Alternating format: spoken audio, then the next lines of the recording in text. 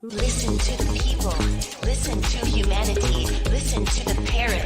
Parrot TV. Parrot TV. Parrot TV. Parrot TV. Parrot TV. Parrot. Listen to the people. Listen to humanity. Listen to the Parrot. Parrot TV.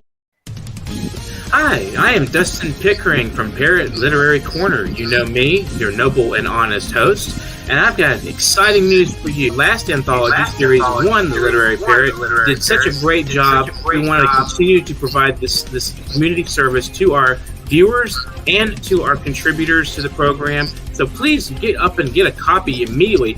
You know, if you're in this book, you want to get a copy. If you're not in the book, you want to get a copy and see what we're doing. You want to be excited with us. We want you on this program, and we hope to see you sometime soon on The Literary Parrot. You have to get your hands on this copy. It's amazing. It's an absolutely beautiful anthology meant just for you. Our past guests have been invited back to contribute yet again to this Series 2. We do this quarterly anthology. We will be doing this after our 200 episode milestone. As of this last quarter, we reached 200 episodes, and past that, get up and get a copy immediately. This is the only TV show on earth for creative writers, and our guests are amazing. They're also community activists building from the ground up. This program is for everybody out there who is a creative mind. Order several copies if you can and donate to local libraries. Give them to your friends, cousins, fans, supporters, anybody that you think loves poetry. And it's not just poetry in this book. Remember, this is creative mind. So we have prose, fiction, short stories, essays, artwork, anything you can think of, artistically creative, photographs. Everything in this book is packed. It is packed. It is just absolutely packed. If you want to get your hands on it now.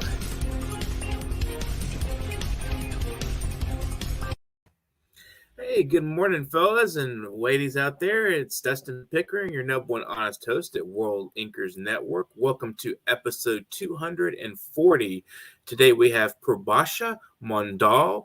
She is a bilingual poet from Calcutta, India. She was born in 1994. She works as an assistant professor of English at Saltora Nadalji Sanitary College, affiliated with Bankura University. She has topped it in a BA, first class first, from Rabindranath Bharati University. She has completed her MA from the University of Calcutta. She was felicitated by world-famous critic Professor Bill Ashcroft in 2020. She has received Wingrove Academic Excellence Award in 2020, International Global Award 2021, Education Excellence Award 2021, Humanitarian and Peace Award, Social Activist of the Year Award, International Women's Day Achiever Award 2021, Honorary Doctorate Degree, Honorary High Degree, Dr. B.R. M. Bedecker 130th Birthday Anniversary Memories Award 2021, etc. She has contributed to various national and international anthologies. She writes in English and Bengali. Her works have been appeared in Paradise on Earth, an international anthology, Mutiu Sahitya Parakama, Near, and Goswar Matua. Sorry, I have a pronunciation. Mahasanga Patrika, Apatoto, Bud, etc. Her poems are translated into English and French by Professor Robert Sinclair, Dr. Azit Biswas, etc. She is invited to recite her poetry in various literary associations in India. She worked as a human rights advisor. She is a literary critic, writer, and translator. She is one of the editorial board members of Chatur Danaya. She delivered plenary talks and chaired sessions in various international conferences in India and Poland. She can be reached at mondal.purbasha111@gmail.com. Thanks for joining us today, Purbasha. How is life in Kolkata today? I'm good, and Happy New Year to all of you. So how are you? Doing pretty good. So tell us a little bit about your adventures in literature. Like, when did you start taking interest in poetry and writing, and so forth. What was the impetus there? What promoted, made you feel like you could be a place of belonging there? Actually, my mother, she's also a poet, and Hmm. she works as an assistant professor of Bengali at Barrackpur Rashtrabhushendranath College in West Bengal, India. So she is my inspiration. And when I was, I was in KG2, I started writing, and my first uh, story was in Bengali.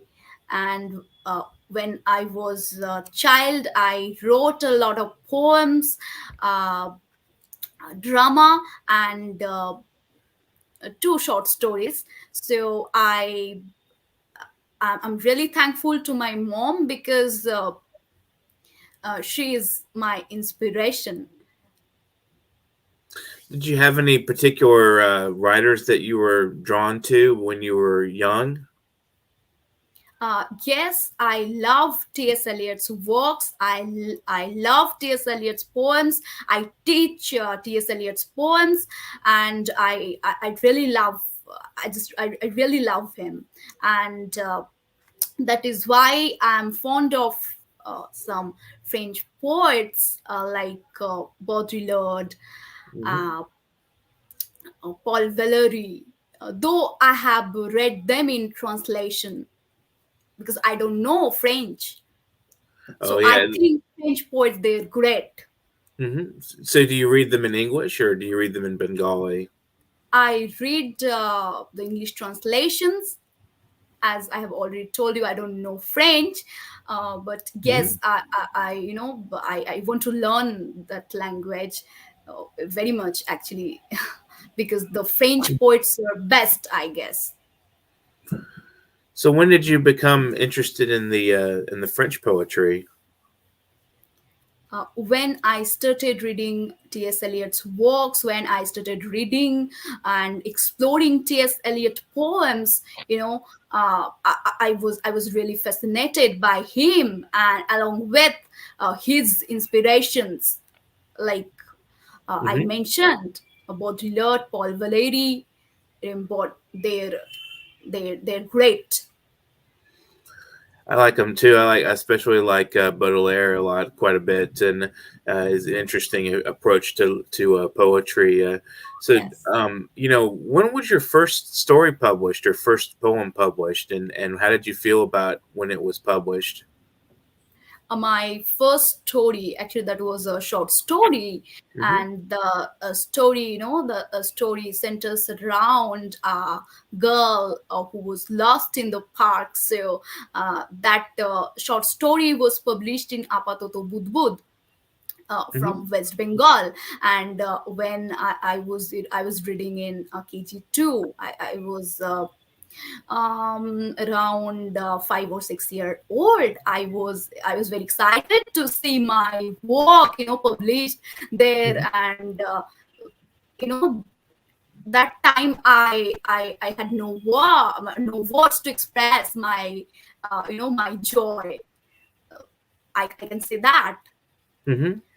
Then I started reading, and then I started writing. And thanks to the publishers, thanks to my readers, who always uh, uh, they always tell me one thing: please go on, please write something for us, because you are writing a modern poem, you are writing a feminist poem. So uh, I have written some poems on the indigenous people of India. I have Hmm. also written some love poems at the same time. So, thanks to my readers.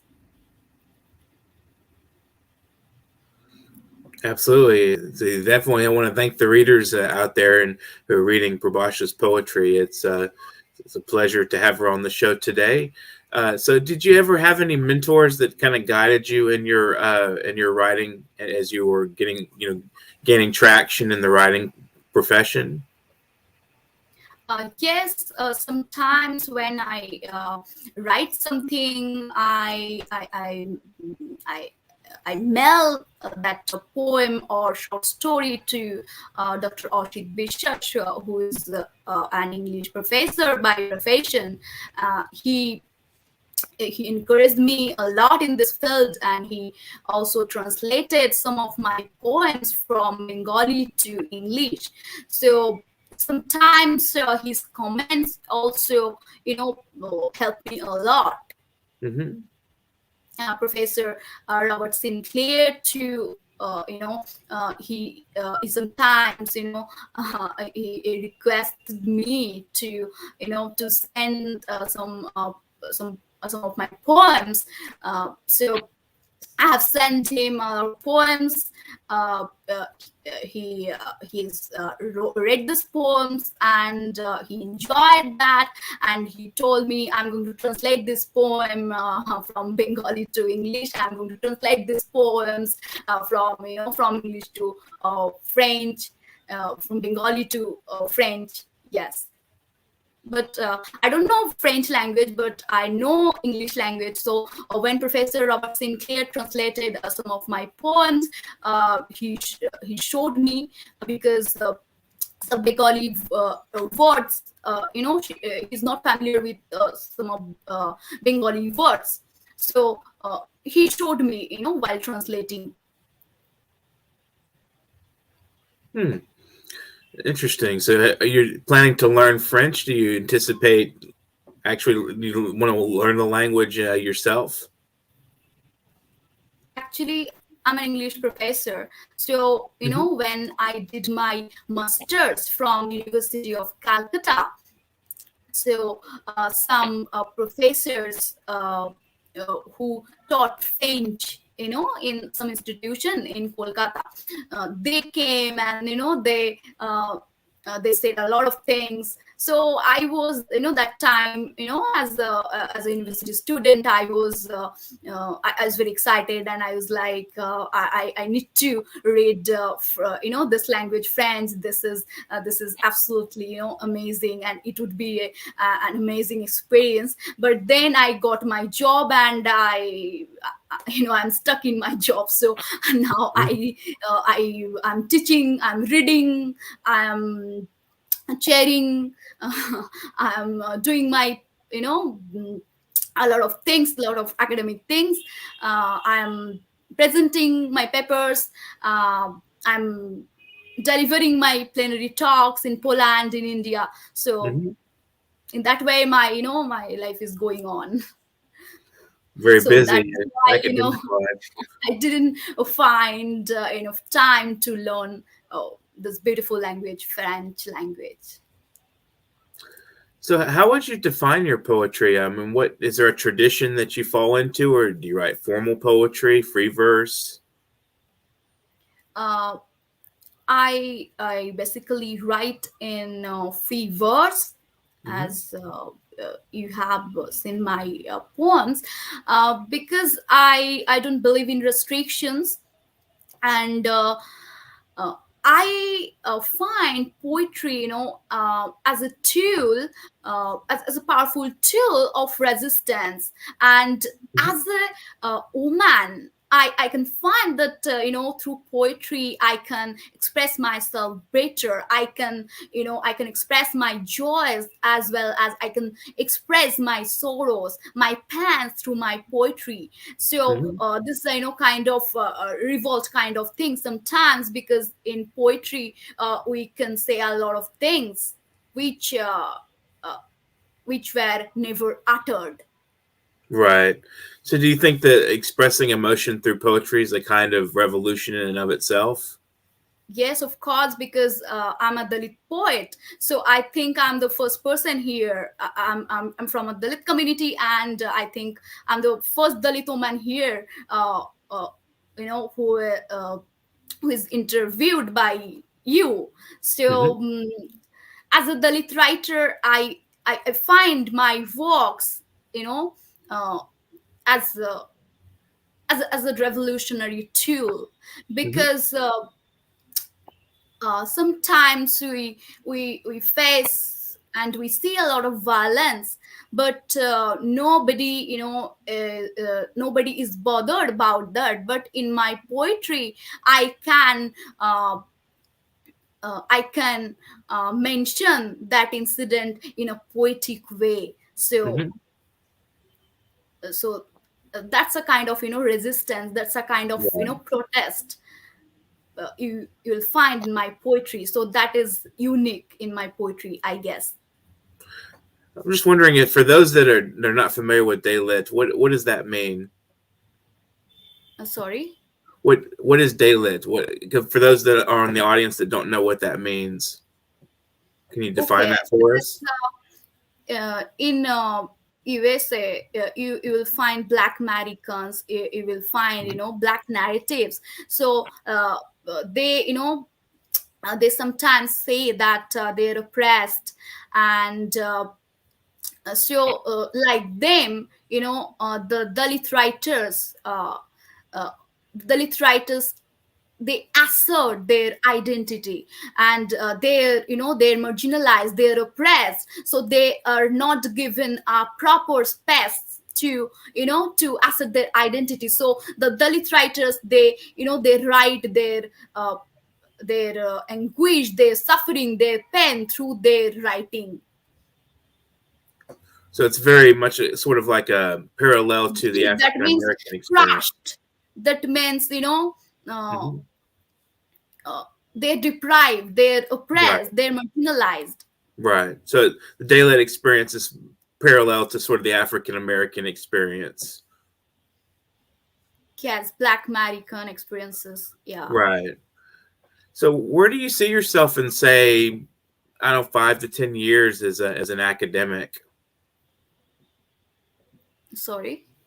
Where do you see yourself maybe like 5 to 10 years from now as an academic? What kind of a goals do you have for yourself as a both a poet and writer and an academic? Um, Actually, since my childhood days, I'm writing a lot of genres. You can say that. So when I'm writing my poetry, it's a it's a kind of a personal thing, also impersonal. But when I'm teaching in Shaltoranathi Centenary College affiliated to Bakura University, my job is different. I'm going to teach a poem by T.S. Eliot, to my students. So they're my listeners. They're my I'm the speaker there, and they're the active, listeners. So this is the main difference I find. As a poet, I have a lot of things to say, and I have liberty, a poetic freedom I have.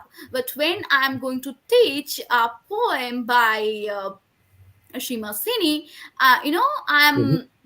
I'm going to teach Hini's point of view. I'm going to teach my point of view. I'm going to teach this critic's point of view, though that critic's point of view. So Mhm. there lies the difference. So do you also learn from your students? Like when you're teaching, do you find that the input from them as instructive and you do you incorporate that into your own writing? When I'm going to teach my students, uh, they uh, they're very attentive in their classes, and Mhm. of course they love to they love to listen my lectures, as well as they enjoy to read my poetry. And sometimes I organize a poetry session for my students, and I encourage them to write. I encourage them to write poetry. I encourage them to write short story. So where did you hear about World Inkers Network? That's a question that I was wondering. Like you must have heard about us from somewhere. Yes, Mutiu invited me to Mhm. this, beautiful platform of World Inkers Network, and I'm very glad to be a part of this, this wonderful, this beautiful platform. So, thanks a lot to Mutiu, and I'm grateful to uh, you too. It's wonderful. So we're going to take a brief break, and this is World Anchors Network. Today we have Purbasha Mondal, and we're just going to take a brief break. So keep watching World Anchors Network. I'm at that age where I appreciate every sunrise, sunset, and all the hours in between. The age that causes me to notice the rhythmic timing of each breath. A reminder to thank God for granting me another day. I'm at that age where joints begin to stiffen and maybe I don't move as fluently as I did at 22. But I'm also at that age where I realize many didn't even get to see today. So I pray on bent and aching knee, thank you, God, for blessing me. I'm at that age where I notice my kids making some of the same mistakes that I did. And I remind myself that although never easy, I made it through and so will they. I'm at that age where I understand that money never buys true happiness. But I'm also at that age where I understand it definitely does help to have a bit. I'm at that age where six-pack abs still attract. But I'm also at that age where the behavior of a true gentleman will stop me in my tracks. I'm at that age where I know what it means to be a woman alone with how to treat my man. Beginning with listening as he explains what he needs from me. You see, there may be many similarities, but all men are not the same. I'm at that age where I realize good things don't come to those who wait. They go to those who educate, plan, sacrifice, work, and repeat over and over and over again. I'm at that age where I appreciate spending time with family, whether we're on good terms or not. Because I'm at that age where I'm losing so many people that I care about. I'm at that age where I'm bearing down on that age where there are more chapters of my life in past instead of future tense. But I'm at that age where I refuse to give up. I continue to climb, to create, to improve, love, and share, bearing my soul to the universe while honoring my ancestors, my God, and myself, while becoming the best version of me possible because I'm at that age.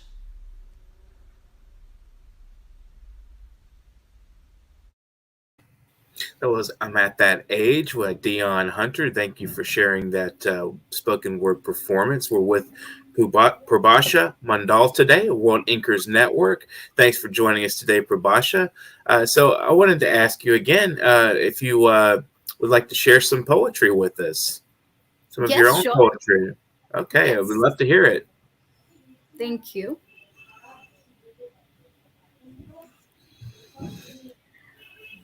Now I'm going to recite one of my poems entitled Matua. So, Matua is a community, Mhm. who, this people, this Matua people, they didn't have educational rights, religious rights. So they were marginalized. So, but they were, uh, they uh, they built their own temples, they worship themselves, but they were not upper caste people of Mhm. India. So, you may have, you may have, you may have some uh, idea about upper caste people of India. So the upper caste people, the Brahmins, they, they do priestly jobs. So, but these Mothwa community people, these people, they're Dalit people, but still they worship their gods, themselves. They Hmm. walk as priests. So so this poem is about them, Mothwa. I saw you in the red flag of a temple. I saw you singing your promises. Your sorrows float in Kamana. I saw your trembling hairs dancing with the joyous smile of a lion. I saw your shape keeping the bliss of Duli. I saw your tears pouring the mercy of Hari. I saw you among the mountain souls. I saw you among the saints. At the end of night, I saw you in the blood of a revolutionary. So Motua, for the Motua people, the red flag is very important because the red flag symbolizes their devotion to God, and they worship uh, Harichat Thakur. Uh, and Guru Thakur as their gods. They were human beings, but they have done a lot of things for this Dalit community, for this marginalized community. So that's why Harichat Thakur and Gurchat Thakur, they were considered as avatars. They were they are considered as gods. So the Matua people, they worship uh, uh, them as their gods. That's interesting. Oh, thank you for that lesson there. It sounds fascinating and interesting. It's good to hear that. Would you like to share another poem? Yes.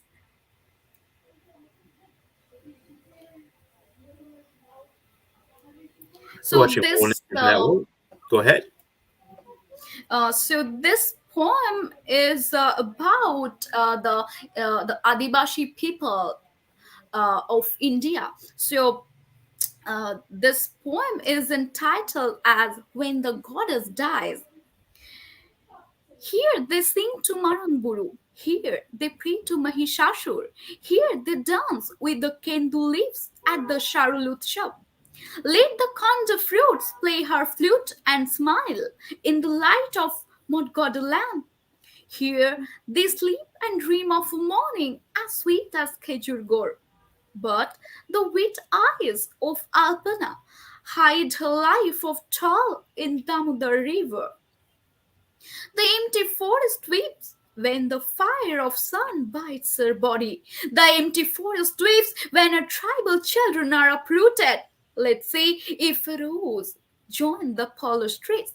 So, uh, the Adivashi people, the indigenous people of India, they worship Maranguru as their god, and they pray to Mahishashur. By this line, I mean, usually, you will find that Durga is our god, but the indigenous people of India, of Bengal, they worship Mahishashur, Oshur. Mhm.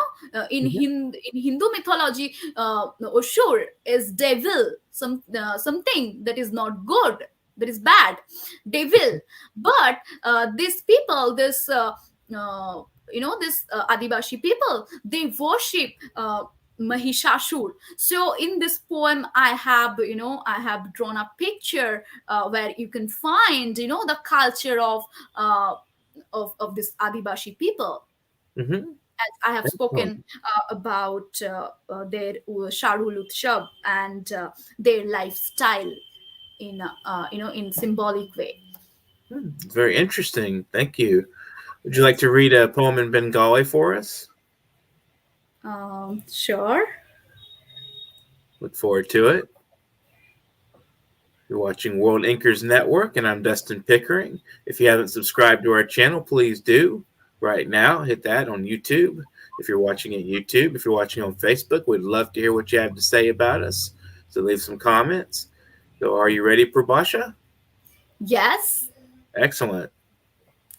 Go ahead. So this is a Bengali poem. This is entitled as Ostitto. That means existence. Ostitto. সেদিন সন্ধ্যা গায়ে ধুলো মাখে আর কুয়াশার ঘামের গন্ধে আসে রাত্রির কুহেলিকা। কত সূর্যমুখীর বেসুরো সুর ফিসফিসিয়েছে হাওয়ার কানে কানে। কার স্পর্শে রাঙা হয়ে ওঠে গোলাপ তোমার বাগানে। মাঠে মাঠে কত ধানের শ্বাসের নিঃশ্বাস আটকে গেছে হাওয়ায় দুলে দুলে। আমাদের অস্তিত্ব মিশে আছে ওই স্রোতের শেষ বিন্দুতে। This poem is recently published in Pothosonket Potrika, Pothosonket magazine. Congratulations. So where do you see yourself as a poet in, I'll say, 5 years?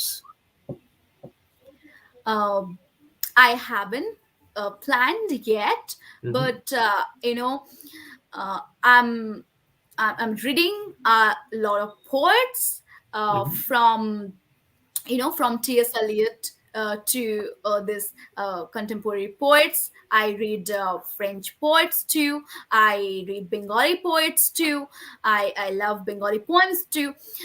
So now I'm just writing, and wish me good luck. Absolutely. As I want to be a successful poet. We'll keep publishing. So you also teach. I'm wondering, do you learn from your students as well? Yes, of course. Because sometimes when I'm teaching a novel by Jane Austen, or I'm teaching ELT to my students, they ask me a lot of questions. And while answering, I find that I have learned a lot of things from them, because they're asking some unique questions I haven't thought of. So yeah, that's really amazing, and thanks to them. That's great. It's always good to be asked a lot of questions, especially when you're not, somebody outside of you asks something that you may not have thought of yourself. It's really good to have an outside influence like that. What do you think is your greatest challenge as an academic? Mainly, when I'm teaching somewhere, I'm supposed to teach my students, but at the same time, I'm publishing my articles. I'm doing conferences. I'm presenting my papers in India, in Poland, in UK. So I think all these things, they're challenging, because when I'm going to deliver my plenary talk in an international conference in Poland tomorrow, this day, today, I'm teaching Pride and Prejudice. Tomorrow, I'll be delivering my talk in Poland. So, I have to publish my works. I have to publish my articles. I have to present my papers. I have to chair sessions in international conferences. Then you will get marks. Then you will get, then you will be promoted to associate professor. Now I am an assistant professor. So if you were doing this, you were doing this, you were doing all this, you will be promoted to next stage. You will be promoted to associate professor. So of course it's quite challenging. Sounds like a lot of work there. So you mentioned Poland. Do you have an association with Poland, or do you read Polish literature? No, I don't have any association with them, but yes, a journal I won't name. They're going to publish my article, and they have mailed me. Sometimes you will find that I'm delivering plenary talks there. So sometimes they invited me to deliver plenary talks there, and they also sometimes requested me to chair sessions in their international conferences. Excellent. That's wonderful. It's good to hear you're being productive and doing things in literature, and I wish you luck. So, what would your final words be for the viewers out there today? Thank you very much for having me here. I'm grateful to Mutiu and the famous poet Dustin Pickering. I love his poems. I've read Dustin Pickering's poems. So do subscribe this channel, and I'm really thankful to this network, and I'm really grateful to New York Parrot TV show. So do, if you haven't subscribed yet, please do subscribe this channel. And if you are a writer and wish to be featured on this beautiful show, you can send your bio and samples of your work to literarycorner@newyorkparrot.com. Thank you. Well, thank you for joining us today. Would you like to give any shout outs to friends, family, your fellow academics, poets you like? Anybody out there you'd like to say hello to and thank you to? Yes, I'm very happy New Year to all of you. Stay safe and stay healthy. Poetry saves me in this pandemic. So I hope if you love to read poetry, if you love to read fiction, go ahead and take a break and read. You'll be alive. Absolutely. In this pandemic, and you survive this pandemic, in a wonderful way, as I have survived. Thank you.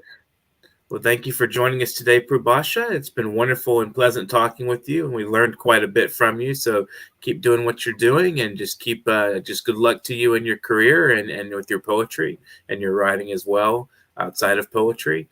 You've been watching World Inkers Network. You can like, subscribe, share, and comment on our content if you would love to do that. We would definitely appreciate you. You can donate to us if you have a little extra money. We'd love donations. We absolutely love donations. You can do that at paypal.me/nyparrot. That's paypal.me/nyparrot, as you see there on the banner. If you'd like to be in touch with me or with the New York Parrot to submit work, to submit culturally and socially relevant work and writing on themes of today's political situations, anything you feel relevant to today's social and atmosphere, we'd love to hear from you. Or if you want to be a guest on a program, we'd love to hear from you then too as well. So get in touch with me there at that address you see running along the banner, Literary Corner at newyorkparrot.com. You've been watching World Inkers Network. Subscribe. We're looking for 1 million subscribers. We are World Inkers Printing and Publishing. We'd love to hear from you. So thank you for joining us today on today's show. Again, we'd love your subscription to the channel. See the subscribe. You can subscribe right now to our YouTube, and you can watch previous videos at New York Parrot's World channel, and as well as the World Inkers Network channel. And I hope you guys have a pleasant day. Get to writing. Love to see you again next time. Hi, I am Dustin Pickering from Parrot Literary Corner. You know me, your noble and honest host, and I've got exciting news for you. Last anthology, Series 1, The Literary Parrot, did such a great job. We want to continue to provide this community service to our viewers and to our contributors to the program. So please get up and get a copy immediately. If you're in this book, you want to get a copy. If you're not in the book, you want to get a copy and see what we're doing. You want to be excited with us. We want you on this program, and we hope to see you sometime soon on The Literary Parrot. Listen to the people. Listen to humanity. Listen to the Parrot. Parrot TV.